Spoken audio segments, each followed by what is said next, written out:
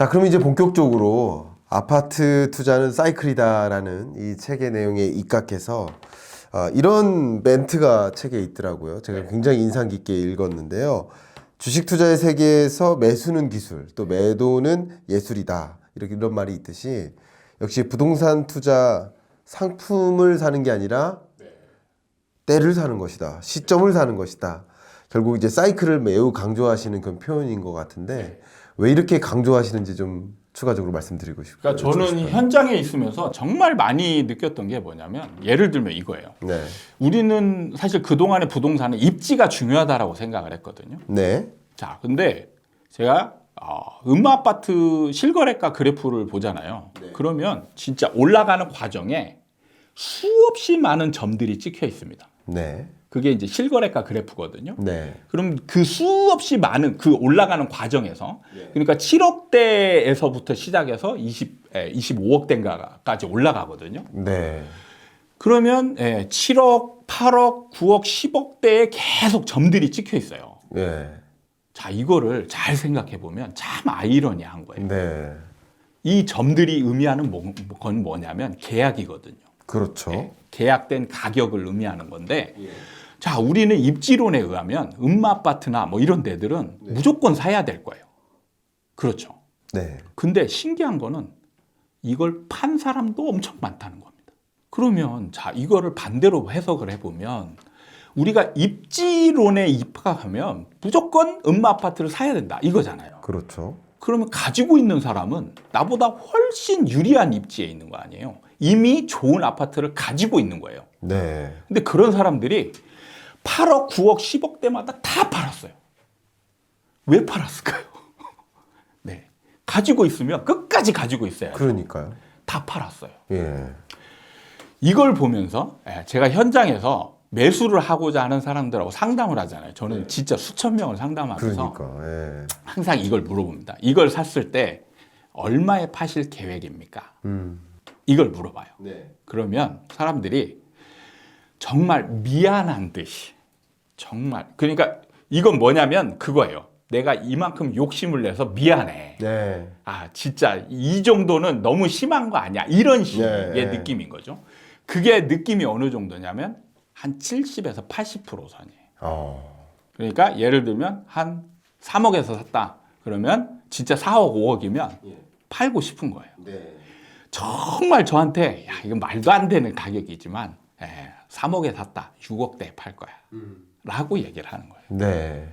좋은 입지를 사도 예. 그거를 제대로 누리질 못하는 거예요. 그러네요. 네. 대부분의 사람들이 그러니까 언제 팔아야 되는지 얼마만큼 올라갈지에 대한 감이 아예 없는 겁니다. 그러네요. 그리고 또 하나를 보면 자 입지론에 입각하면 정말 안 좋은 입지 있잖아요. 네. 쓰레기 같은 입지 이런 것을 절대 사면 안 된다라고 얘기를 합니다. 네. 그러면 그런 집들을 한번 실거래가 그래프를 보면 이런 아파트들은 절대 안 올랐을까? 살펴보면요. 신기한 게 걔네들도 똑같이 같은 비율로 올랐어요. 몰랐어요. 네. 그런 거를 종합적으로 본다면 우리나라 시장은 입지론보다 사이클에 입각한 오히려 입지보다 더 중요한 거는 시기, 시장의 추세가 훨씬 더 중요한 게 아닌가. 네. 이렇게 이제 제가 시장 현장에 있으면서 생각을 한 거예요. 그래서 저는 사이클을 아는 게 훨씬 더 도움이 많이 된다. 이렇게 생각하고 사이클론을 만들고자 노력을 했던 겁니다. 그렇군요. 결과적으로 무얼 사는가가 중요한 게 아니라 언제 사는가가 중요하다. 언제 사서 언제 파는가가 그러니까요. 중요한 거죠. 그런 말씀을 중심으로 주신 것 같습니다. 그래서 소위 말하는 사이클론이 태동된 것 같다. 이런 생각이 좀 드는데요. 책에서 우상향 믿으면 절대로 안 된다. 네. 이런 말씀을 하셨어요. 네. 왜 그런 생각을 하셨습니까? 첫 번째는 우상향은 맞아요. 네. 맞습니다. 맞는데 사이클을 그리면서 하락하는 기간과 네. 폭이 굉장히 크다라는 부분. 그렇군요. 예. 그러니까 제가 다른 채널에 나가서 인터뷰를 할 때 보통 이제 기간과 폭을 말씀을 드리는데 네. 떨어지는 폭은 평균적으로 네. 고점 대비 한 40% 정도가 떨어집니다. 그리고 기간은 하락 기간만 적어도 5년 정도 되고 그 다음에 올라가지 않는 기간까지 포함하면 한 7, 8년 정도가 걸리는 거예요. 그러니까 굉장히 긴 텀이라는 거죠. 하락 국면이. 그렇죠. 네. 그러면 이거를 알고 있으면 피하는 게 좋은 거죠. 그렇죠. 피하는 게 좋다라는 생각이 들기 때문에 그래서 너무 우상향을 믿지 마라. 두 번째 이유인데 통계의 함정이라는 게 있습니다. 자, 우리나라 주택은요 인기도가 달라요. 네. 소형과 대형으로 나눠져 있습니다. 그래서 그 사이클별로 많이 올라가는 평형대와 안 올라가는 평형대가 구분이 되어 있습니다. 네. 그런데 이게 반드시 다음 사이클이 되면 역전이 돼요. 그렇습니까? 네, 역전이 됩니다.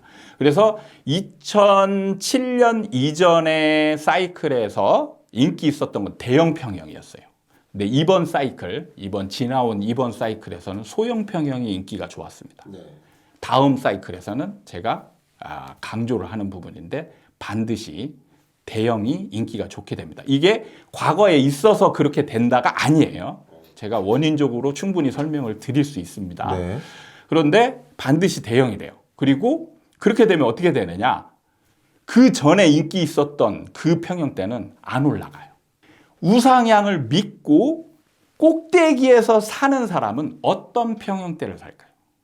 반드시 그 당시에 인기 있었던 그렇죠. 평형대를 살 겁니다. 어, 그렇게 해서 하락을 하면 하락폭이 더 커요. 그렇군요. 그리고 올라가지도 않습니다. 그래서 실제로 2007년 이전에 대형 평형을 사왔던 사람들이 언제 원금을 회복하느냐? 거의 2020년이 돼서 원금을 회복했어요. 그러니까 이건 통계의 함정입니다. 왜냐하면 우상향에서는 대형과 소형을 같이 합쳐서 평균치를 내는 거예요. 그러니까 많이 올라간 것이 덜 올라간 것을 견인시키는 거죠. 평균치 지수에서는. 그런데 실제적으로 그걸 가지고 있는 사람의 입장에서는 완전히 차이가 나는 거예요. 그래서 그러면 이런 말씀을 주셨어요. 다가오는 이 사이클에서 기회를 잡는 법. 아마 이런 관점에서 사이클을 통해서 기회를 봐야 될 텐데 이 부분이 오늘 핵심이지 않을까 생각이 되는데 그러면 다가오는 사이클 어떻게 기회를 잡는 겁니까? 바닥인 거는 지나면 알 수 있어요. 근데 그 당시에 아는 게 중요한 거죠. 왜냐하면 바닥일 때 사야 되니까. 그래서 바닥일 때의 기준이 뭐냐. 이 부분을 증명하기 위해서 정말 진짜 많이 노력을 했습니다. 그래서 증명을 했습니다. 그러니까 우리나라에서는 주택시장에서 전 세계적으로 유례가 없는 전세라는 상품이 있어요. 그래서 바닥 시장에서는 어떤 상황이 벌어지냐면 웩도독 현상이 벌어져요. 제가 주식 전문가도 아닌데 주식 전문 용어를 써서 죄송합니다. 아닙니다. 네. 사실 전세라는 상품은 파생 상품이거든요. 파생 상품이기 때문에 파생 상품의 특성은 원물의 영향을 받는 종속적인 상품인 거예요. 그런데 특이하게 일정 조건이 되고 일정 상황이 되면 파생 상품이 오히려 원물에 영향을 주는 그런 상황이 발생하죠. 우리나라 부동산 시장에서도 전세라는 상품이 웩도독 현상을 일으켜요. 그래서 바닥권에서는 진짜 어떤 상황이 벌어지냐면 매매 시장은 완전 침체가 돼 있어요. 그래서 사람들이 집을 안 삽니다. 안 사면 안 살수록 올라가요.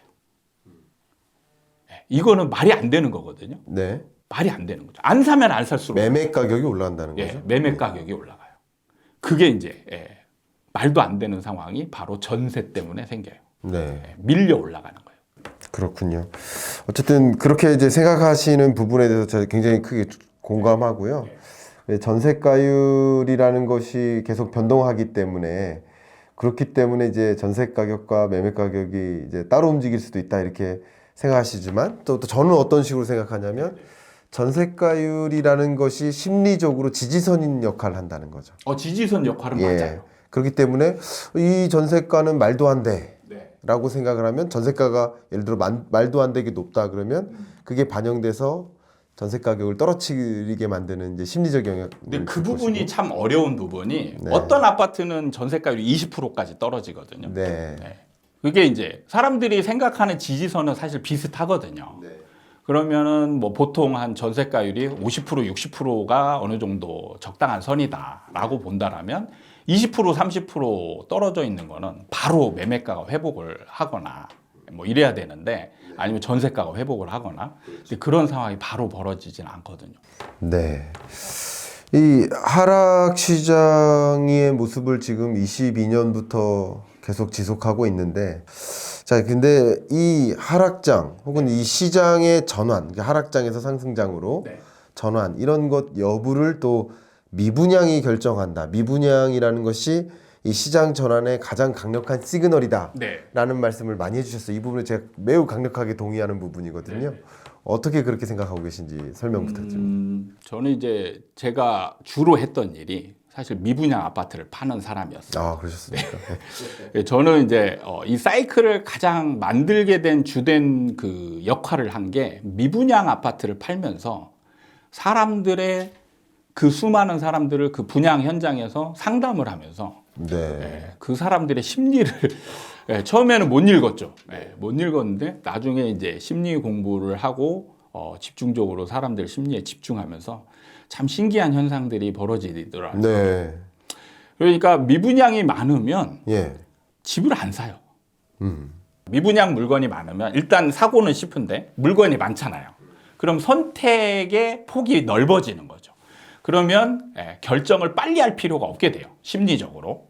그러면 그게 자꾸 뒤로 미뤄지게 됩니다. 네. 그러니까 항상 모든 제품에서 많으면 사실 굳이 빨리 살 필요가 없게 되는 거죠.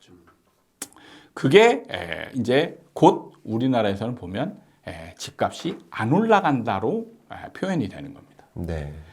하락장이 어느 정도 돼서 미분양이 굉장히 많이 누적되면 그때부터 건설사들이 분양을 포기하게 됩니다. 그런데 그 과정은 굉장히 길다라는 부분이에요. 그래서 미분양이 누적되면 그 다음 예정되어 있던 건설 현장들이 분양을 계속하면서 미분양이 생기게 되죠. 그래서 미분양은 무조건 하락장에서는 누적되게 돼 있고요. 그로 인해서 일반 시장이 침체가 되고 일반 시장이 침체되면 다시 미분양이 늘어요. 미분양이 늘면 다시 일반 시장이 침체되고 이런 반복 패턴을 그리는 역할을 하게 되는 주된 역할로서 수행을 합니다. 네.